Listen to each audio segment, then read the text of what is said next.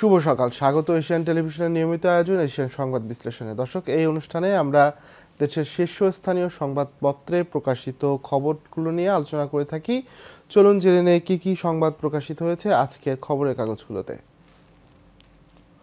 দর্শক, আমার হাতে শুরুতেই রয়েছে দৈনিক দেশ রূপান্তর। দৈনিক দেশ রূপান্তরের প্রধান যে শিরোনাম সেটি হলো গণ অভ্যুত্থানের সনদের ভিত্তিতেই নির্বাচন সংস্কার নিয়ে আলোচনা ফেব্রুয়ারিতে। দর্শক জানেন যে গতকাল প্রধান উপদেষ্টা ডক্টর ইউনূসের কাছে বাংলাদেশের যে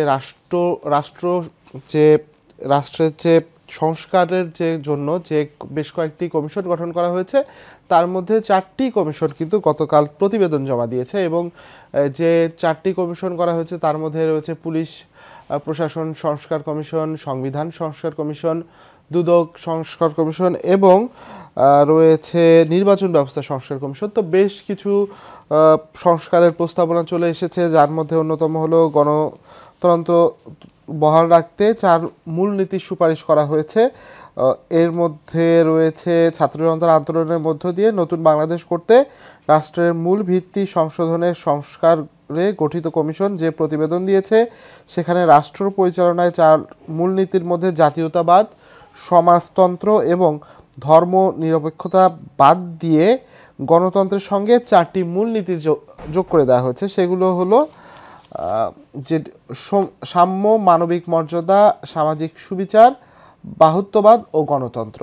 এটি কিন্তু আমরা দেখছি যে হচ্ছে। এছাড়া দ্বিকক্ষ বিশিষ্ট আইনসভার প্রস্তাব করা হয়েছে সংবিধান সংস্কার কমিশনের পক্ষ থেকে। এছাড়া যেটি দেখছি যে নির্বাচন ব্যবস্থা সংস্কার কমিশনের পক্ষ থেকেও বেশ কিছু প্রস্তাবনা এসেছে, যেমন দ্বিকক্ষ বিশিষ্ট সংসদ, প্রধানমন্ত্রী পদে কোনো ব্যক্তির 2বার না থাকা, দলীয় প্রধান এবং সংসদ প্রধান না থাকা, এই ধরনের বিষয়টি এসেছে। এবং 40% কম ভোট পড়লে সেই আসনের পুনর্নির্বাচন, এই ধরনের বেশ কিছু সব মিলে প্রায় 150টি সুপারিশ নির্বাচন ব্যবস্থা সংস্কার কমিশন করেছে। এছাড়া পুলিশের শক্তি প্রয়োগের সীমা নির্ধারণের প্রস্তাব দেওয়া হয়েছে পুলিশ প্রশাসন সংস্কার কমিশনের পক্ষ থেকে।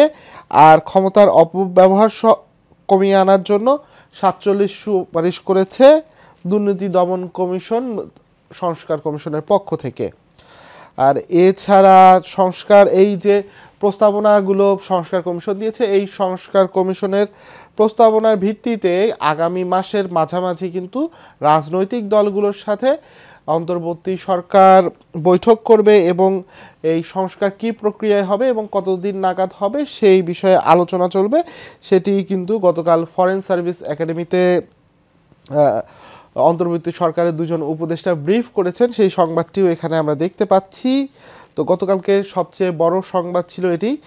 তো আমরা এখন এই বিষয় নিয়ে একটু আলোচনা করতে চাই, এজন্য আমাদের সঙ্গে যুক্ত হয়েছেন সোমালিয়ার দারুস-সালাম বিশ্ববিদ্যালয়ের vice chancellor professor doctor Sheikh Asif S Mizan. Doctor Sheikh Asif S Mizan, আপনি কি আমাকে শুনতে পাচ্ছেন? আপনাকে শুনতে পাচ্ছি। আপনাকে স্বাগত এশিয়ান সংবাদ বিশ্লেষণে। ধন্যবাদ। আপনি কি আমাকে দেখতে ক্লিয়ার আছেন আমার সাথে?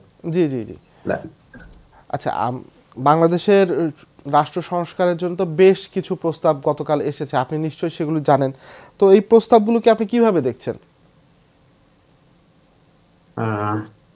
আপনি যদি এক কথায় বলতে হয় তাহলে আলহামদুলিল্লাহ এটি সুন্দর প্রস্তাবনা। কিন্তু আমরা যদি একজন রাষ্ট্রবিজ্ঞানের ছাত্র হিসাবে আমি যদি এখানে দৃষ্টি দেই, তাহলে দেখব যে প্রস্তাবনাগুলির মধ্যে কিছু মৌলিক পরিবর্তনের কথা বলা হচ্ছে, বিশেষ করে সংবিধানের মূলনীতি। তো সংবিধান মূলনীতির যে পরিবর্তনের কথা বলা হয়েছে, সেটা কতটুকু প্রয়োজনীয় আর কতটুকু বাস্তবায়নযোগ্য, এই বিষয়টা ভেবে দেখা দরকার। এখানে মনে হয় যে যারা এই সংবিধান প্রস্তাবনাগুলি এনেছে, আমি তাদের যে অ্যাটিটিউডস এর দিক থেকে আমার কিছু বলার নেই। কিন্তু তারা এটা সার্বজনীন দৃষ্টিভঙ্গি আহ, থেকে, সরি আপনি কি আমার সাথে আছেন, শুনতে পাচ্ছেন? জি, আমি আপনাকে শুনতে পাচ্ছি। আর তারা এটা সার্বজনীন দৃষ্টিভঙ্গি থেকে প্রস্তাবনাগুলি এনেছেন কিনা সেটা জনমত ইতিমধ্যেই প্রশ্নের উদ্রেক করেছে। কারণ আপনি জানেন যে সংবিধানের মূলনীতি এটা কিন্তু চেঞ্জ করা খুব সহজ কাজ। কারণ সংবিধানেই বলে দিয়েছে যে সংবিধানের মূলনীতি কিভাবে পরিবর্তন করা যায়। সংবিধানের যে কোন বিধান পরিবর্তন করার চেয়ে সংবিধানের মূলনীতি পরিবর্তন করা অনেক জটিল প্রক্রিয়া, এবং সেটা আমি আগেই বলেছি যে কতটুকু প্রয়োজনীয় এবং কতটুকু বাস্তবায়ন যোগ্য। যেমন আপনি যদি বাংলাদেশ জাতীয়তাবাদের কথা তুলেন, তাহলে এই নতুন প্রস্তাবন জাতীয়তাবাদ তুলে দেওয়ার কথা বলা হয়েছে, ধর্ম নিরপেক্ষতা কথাও তুলে দেওয়ার কথা বলা হয়েছে। বিশেষ করে জাতীয়তাবাদ এই প্রশ্নটি নিয়ে আমাদের বাংলাদেশে একটি বড় রাজনৈতিক দল, যারা নির্বাচন, একটি সুষ্ঠু নির্বাচন হলে যারা ক্ষমতায় আসবে এই আশঙ্কায় ফ্যাসিবাদী সরকার সুষ্ঠু নির্বাচন দেয়, এবং জুলাই গণবিপ্লবের মাধ্যমে তারা উৎখাত হয়ে, এবং এখনো বাংলাদেশের সবাই বিশ্বাস করে যে একটি অবাধ সুষ্ঠু নির্বাচন হল ওই দলটি বিপুল সংখ্যাগরিষ্ঠতা নিয়ে সরকার গঠন করে, এবং সেই দলের নামটি শুরু হয়েছে জাতীয়তাবাদ, যেটা বাংলাদেশি জাতীয়তা। তো সেই ক্ষেত্রে যদি আপনি জনগণের আকাঙ্ক্ষার কথা বলেন, জনগণের একটি বৃহত্তম অংশের প্রতিনিধিত্ব করেন তা, এবং তাদের সাথে রয়েছে তাদের সহযোগী, এবং একই আদর্শ, রাজনৈতিক দর্শন অনেকটা খুব কাছাকাছি। সুতরাং তারা এই বিষয়গুলি মানবে। সুতরাং আমার কাছে মনে হচ্ছে যে এই সংবিধানের মূলনীতির পরিবর্তনের বিষয় নিয়ে একটা জটিলতা তৈরি হতে পারে। আচ্ছা, এবং এছাড়া অন্য যে প্রস্তাবনাগুলো এসেছে, যেমন দ্বিকক্ষ বিশিষ্ট সংসদ, এক ব্যক্তির দুবারের বেশি প্রধানমন্ত্রী না হওয়া, এই বিষয়গুলোকে আপনি কিভাবে দেখছেন? এগুলো কি ক্ষমতার যে ভারসাম্য সেটি আনতে পারবে? ধন্যবাদ। আমি শুরুতে বলেছিলাম যে যে সংস্কারের প্রস্তাবগুলি এসে প্রস্তাবগুলি চমৎকার, এবং সেগুলি আমাদের এই বাংলাদেশ ভৌগোলিকভাবে একটি ছোট রাষ্ট্র হলেও আমাদের অবস্থান এবং জনসংখ্যার দিক থেকে আমরা পৃথিবীর অন্যতম বৃহত্তম একটি রাষ্ট্র। প্রায় 18 কোটি বা তারও অধিক মানুষের এই দেশে আমাদের জাতীয় সংসদের যে প্রতিনিধিত্ব রয়েছে তার সংখ্যা বাড়ানো অত্যন্ত জরুরি হয়ে পড়েছে। সুতরাং আমি মনে করি যে এই প্রস্তাবটি যথেষ্ট বিবেচনার, সুবিবেচনার দাবি রাখে। আচ্ছা, আরেকটি জিনিস, সেটি হচ্ছে গতকাল কিন্তু 4টি কমিশন তাদের প্রস্তাবনা দিয়েছে। এর ক্ষেত্রে পুলিশ প্রশাসন সংস্কার কমিশনও কিন্তু একটি প্রস্তাবনা দিয়েছে। পুলিশের শক্তি প্রয়োগের সীমা নির্ধারণের একটি প্রস্তাব করা হয়েছে। এই বিষয়টিকে কিভাবে দেখছেন? আমরা এর বিগত সময়ে দেখেছি বিভিন্নভাবে রাজনৈতিক দল পুলিশকে তাদের নিজের প্রয়োজনে ব্যবহার করেছে। এইটি কমানোর সুযোগ থাকছে কিনা? দেখুন, আমার অন্যান্য সকলের মতোই আমারও এই জায়গাটায় দৃষ্টি নিবন্ধিত হয়েছিল। যে কথা বলা হয়েছে যে পুলিশ তারা যে শক্তি প্রয়োগের বিষয়টি তারা জাতিসংঘের নীতিমালা অনুসরণ করে শক্তি প্রয়োগ করবে, কিন্তু বাস্তবতা কি বাংলাদেশের? আমাদের দুইটা জিনিস এখানে বিবেচনায় রাখতে হবে। একটা হলো যে আমরা নাগরিক হিসাবে আমরা কিন্তু আমাদের যে অধিকার সেই বিষয়ে বেশি সচেতন, কিন্তু আমাদের যে কর্তব্য এ বিষয়ে আমরা সেইভাবে তৎপর থাকি। অতএব আপনি যদি বাংলাদেশের নাগরিকদেরকে সুইজারল্যান্ডের নাগরিকের সাথে তুলনা করে মনে করেন যে আমরা অপরাধ করলে পুলিশের কাছে এসে যদি আমরা পুলিশ জিজ্ঞাসা করে তাহলে আমরা সব টপাটপ বলে দেব, আমরা সব বলে দিব, শুধু একটা একটা কোম্পানি যেভাবে বিজ্ঞাপন দিত যে কোম্পানির যদি আপনি বটিকা খান তাহলে আপনি সব টপাটপ বলে দিবেন, সেটা তো বাস্তবে সম্ভব নয়। বাস্তবতা হলো আপনি গতকালকেই যদি আপনি দেখেন যে আমাদের মতিঝিলে যে ঘটনাটা ঘটে গেল, দুই দল ছাত্রের মধ্যে যে অনাকাঙ্ক্ষিত রক্তাক্ত একটা সংঘর্ষ হলো, সেখানে কিন্তু বিপুল পরিমাণে পুলিশ ছিল। তো এই পুলিশের পক্ষে সেটা বল প্রয়োগ করা ছাড়া ওইটা দমনের আর কি কি উপায় ছিল, এটা ঠিক পুলিশই ভালো বলতে পারবে, কিন্তু পুলিশ কিন্তু কিছু করতে পারে না। অতএব আমি মনে করি যে প্রস্তাবনা যদি মুখরোচক হয়, শুনতে খুবই ভালো শোনায়, তাহলে তো চলবে না। সেটা বাস্তবায়নযোগ্য, বাংলাদেশের মানুষের যে মন মানসিকতা, সেই পরিপ্রেক্ষিতে পুলিশের বল প্রয়োগের বিষয়টাকে দেখতে হবে। তবে যেটা জরুরি ছিল সেটা হলো যে পুলিশকে যেন রাজনৈতিকভাবে পুলিশের বল প্রয়োগ ব্যবহার করা না হয়।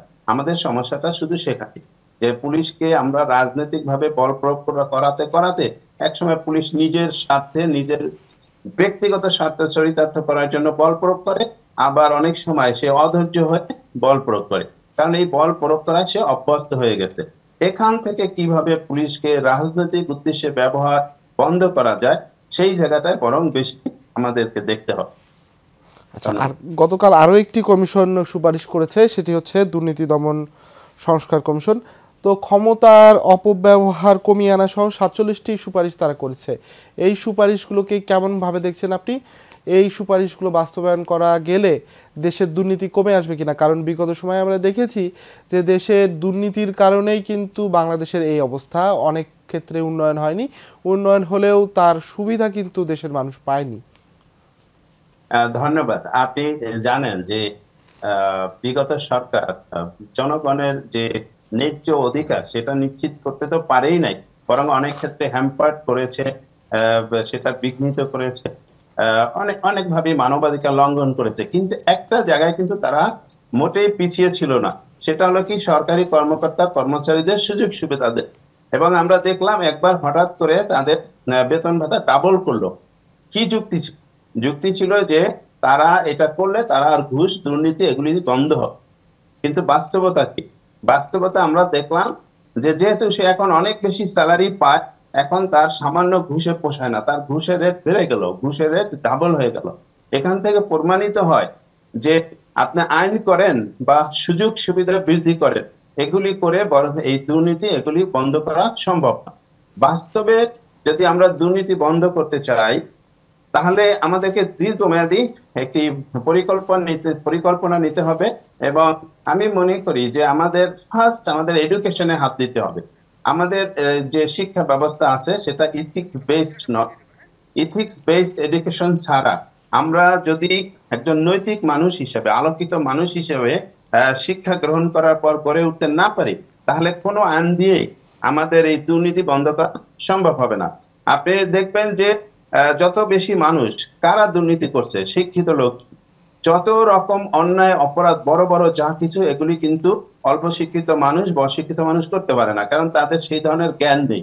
অতএব আমরা যে জ্ঞান আহরণ করি, সেই জ্ঞান আহরণ আমাদেরকে শিখায় যে কতটুকু দুধের সাথে ডক্টর কতটুকু পানি। আসিফ এস বিজার, আপনার কাছে শেষ প্রশ্নটি আমার, সেটি হলো যে এই সব সংস্কারের যে প্রস্তাবনা এসেছে, অন্তর্বর্তী সরকার কি এই সব সংস্কারের প্রস্তাবনা বাস্তবায়ন করতে পারবে কিনা, ততটুক সময় তারা হাতে পাবে কিনা? ধন্যবাদ। আসলে এটা পারা উচিত এবং সেই সময়টুকু তাদের পাওয়া উচিত। আমরা জনগণ কিন্তু সেইভাবে প্রস্তুত ছিলাম মানসিকভাবে যে খুব সংস্কার হবে এবং সেই সংস্কার জন্য যে ধরনের সময় দরকার হবে এই সরকার সেই সময়টা পাবে, তারপরে আমরা একটি নির্বাচনের দিকে যাব। কিন্তু বাস্তবতা সম্পূর্ণ ভিন্ন। আমি আগেই বলেছি যে আসলে মুখরোচক কথাবার্তা দিয়ে কোনো কাজ হবে না, বাস্তবতা দেখতে হবে। বাস্তবতা হলো এই সরকার শুরুতেই হোঁচট খেয়ে, আমি প্রায় 3 মাস আগে প্রশ্ন তুলেছিলাম যে এই সরকারের স্টিয়ারিং প্রফেসর ডক্টর মোহাম্মদ ইউনূসের হাতে আছে কিনা, এবং পরবর্তী কিছুদিনের মধ্যে দেখলাম যে আবার দুজন উপদেষ্টা আসলো, যাদের নিয়ে প্রচুর সরগোল হলো, সমালোচনা হলো। এবং আমার কাছে মনে হচ্ছে, ব্যক্তিগতভাবে আমি মনে করি যে এই সরকারে যে বিপ্লবের চেতনাধারী ডক্টর আসিফ এস মিজান, আমার হাতে এখন রয়েছে দৈনিক জনকণ্ঠ। দৈনিক জনকণ্ঠের প্রধান যে শিরোনাম সেটি হচ্ছে সংবিধানে রদবদলের সুপারিশ, সংস্কার কমিশনের প্রতিবেদন। এছাড়া যেসব প্রস্তাব করা হয়েছে, জাতীয়তাবাদ, সমাজতন্ত্র ও ধর্মনিরপেক্ষতার পরিবর্তে সাম্য, মানবিক মর্যাদা, সামাজিক ন্যায় বিচার, বাহুত্ববাদ ও গণতন্ত্র অন্তর্ভুক্ত করা। এই সংবাদটি রয়েছে। এছাড়া পাশে দেখছি ভাঙা নির্বাচন ব্যবস্থাকে প্রাতিষ্ঠানিক রূপ দিতে 150 সুপারিশ, প্রার্থীদের বিষয়ে কিছু অভিনব প্রস্তাবও রয়েছে কমিশনের প্রতিবেদনে, দুদক সংস্কারে 47 সুপারিশ, পুলিশ সংস্কার কমিশনের প্রতিবেদন জমা। তো প্রথম পাতার প্রায় অর্ধেকের বেশি জুড়ে রয়েছে সংস্কার কমিশন নিয়ে সংবাদ। এছাড়া রয়েছে জিয়া অরফানেজ ট্রাস্ট মামলা, খালেদা জিয়া, তারেক রহমান সহ সব আসামি খালাস, বিচারের প্রক্রিয়া ছিল বিদ্বেষপূর্ণ, আপিল বিভাগে বেগম খালেদা জিয়া অরফানেজ ট্রাস্ট মামলার দুর্নীতি মামলা সেটি কিন্তু খারিজ হয়ে গেছে। এতে কিন্তু এখন আর বেগম খালেদা জিয়ার নির্বাচনে অংশ নিতে আর কোনো বাধা রইল না। সেনাবাহিনীর জগন্নাথ বিশ্ববিদ্যালয়ের দ্বিতীয় ক্যাম্পাসের কাজ করবে সেই সংবাদও রয়েছে। রাজনৈতিক দলগুলোর সঙ্গে আলোচনা শুরু ফেব্রুয়ারিতে, জাতীয় ঐক্যমতে কমিশনের সঙ্গে বৈঠকগুলোতে বাস্তবায়ন প্রক্রিয়া রূপরেখা হবে, এই সংবাদ রয়েছে। শিক্ষার্থীদের দুপক্ষের পাল্টাপাল্টি কর্মসূচি, সংঘর্ষে আহত 27, পাঠ্য বইয়ে আদিবাসী শব্দযুক্ত গ্রাফিতি পরে বাদ দেওয়ার জের, এই সংবাদ রয়েছে। এছাড়া রয়েছে ঢাকার বাতাস সবচেয়ে দূষিত, শীতকাল এখন চলছে এবং দেখা যাচ্ছে যে বিভিন্ন জায়গায় কনস্ট্রাকশনের কাজ চলছে, সড়কে কিন্তু ধুলার পরিমাণ বেড়েছে এবং সেই সাথে বেড়েছে কিন্তু বায়ু দূষণ, এবং বায়ু দূষণ কিন্তু প্রায়ই দেখা যাচ্ছে যে ঢাকা সকল মাত্রা ছাড়িয়ে যাচ্ছে, এই সংবাদটি রয়েছে। এছাড়া এখন আমার হাতে রয়েছে দৈনিক নয়াদিগন্তর প্রধান যে শিরোনাম সেটি দেখতে পাচ্ছি, প্রধানমন্ত্রীর একচ্ছত্র ক্ষমতা হ্রাস, রাষ্ট্রপতির ক্ষমতা বৃদ্ধি, নতুন 5 মূলনীতি, সব বিভাগে হাইকোর্ট, অন্তর্বর্তী সরকার কাঠামো প্রস্তাব, 2 কক্ষ বিশিষ্ট আইনসভা, নিরাপত্তা কাউন্সিলের সুপারিশ, সংস্কার প্রস্তাব নিয়েই প্রথম অংশটাই দেখতে পাচ্ছি আমরা। পুলিশের 22টি আইনে সংশোধন চায় কমিশন, এই সংবাদ রয়েছে।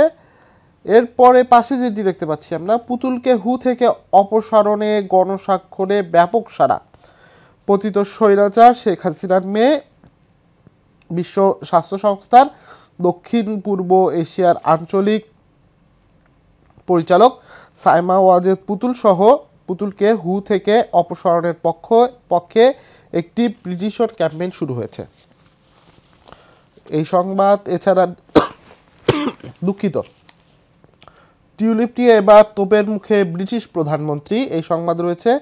গণ অভ্যুত্থানের ঘোষণাপত্রে দ্বিমত বিএনপি জোটের, আজ কিন্তু বিভিন্ন রাজনৈতিক দলের সঙ্গে গণ অভ্যুত্থানের ঘোষণাপত্র নিয়ে একটি আলোচনার কথা রয়েছে। দর্শক, আমরা যেটি দেখলাম সেটি হচ্ছে সংস্কার কমিশনের যে প্রতিবেদন, এগুলো নিয়ে কিন্তু আজকে বেশিরভাগ সংবাদপত্রে প্রধান শিরোনাম হয়েছে এবং প্রায় অর্ধেক পাতা জুড়ে কিন্তু এই সংবাদই রয়েছে। দর্শক, এশিয়ান সংবাদ বিশ্লেষণ আজ এ পর্যন্তই। আগামীকাল আবার একই সময় দেখা হবে, ততক্ষণ সবাই সুস্থ থাকুন, ভালো থাকুন, এশিয়ান টেলিভিশনের সঙ্গে থাকুন।